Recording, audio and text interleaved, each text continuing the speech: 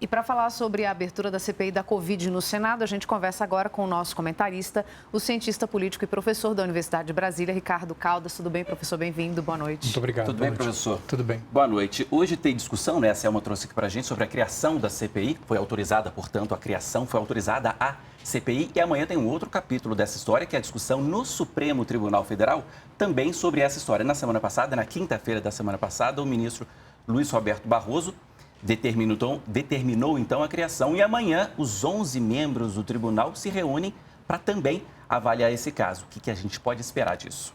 Bom, boa noite. O mais provável é que eles mantenham a decisão do ministro Barroso. A decisão do ministro Barroso atendeu aos critérios da Constituição que estão lá, que são basicamente 3 critérios. É o número mínimo de senadores, um objeto claro e também um prazo determinado. A duração não pode ser infinita, tá certo? Então você tem que ter esse prazo. Esses 3 critérios sendo atendidos, você pode criar uma comissão. Essa é a parte fácil da história. Qual é a parte difícil? Como é que vai funcionar essa comissão?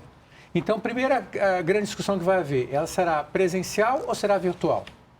Segundo, qual é o objeto dela de verdade? Porque você está falando de Covid, mas os senadores estão animados, estão dispostos a incluir os estados também. O problema é que o artigo 146 do Regimento Interno do Senado não permite que o Senado investigue os estados, matérias pertinentes aos estados. Porém, existe uma pequena brecha. A comissão pode investigar recursos federais que foram para os estados. E foi exatamente essa a decisão, né? Aí você limita, né? Você não está investigando os estados, você está investigando o envio desse recurso. Aí é possível. Mas, mesmo assim, ainda vai dar muito pano para a manga essa comissão. Mas eu acredito que a decisão do Supremo será confirmar. Há uma outra possibilidade também interessante, que é o Supremo referendar a decisão do ministro Barroso, mas talvez recomendar que a comissão não seja instaurada imediatamente ou que ela funcione virtualmente, o que já é outra discussão também. E essa discussão já começou lá, não foi isso? E eu queria saber do senhor o seguinte, tem uma discussão sobre a constitucionalidade, que o senhor já falou que é viável, mas e a oportunidade? É o momento de se ter uma CPI como essa? Pois essa que é a grande discussão.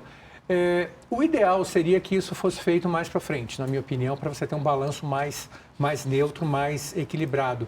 Não fazer uma CPI no momento que você está combatendo a própria pandemia. Sem falar no próprio risco para os próprios senadores, se for só no Senado, porque também existe a possibilidade, como eu mencionei aqui, de se transformar numa CPI mista. E aí a coisa já vai tomando um outro rumo, né? E aí o contato pessoal aumenta, levando o risco do próprio contágio a deputados e senadores. Não é demais mencionar que a Covid chegou lá também. E nós perdemos recentemente o senador por São Paulo, justamente de Covid, entre outros fatores. Isso, foram 3 senadores, né, que morreram de Covid este ano. Agora, professor, se não pudesse ser presencial, por que não uma CPI virtual? Exatamente. Para a oposição, ela perde um pouco a graça, porque a graça da CPI é ela estar presencial, trazer pessoas, fazer acusações, etc.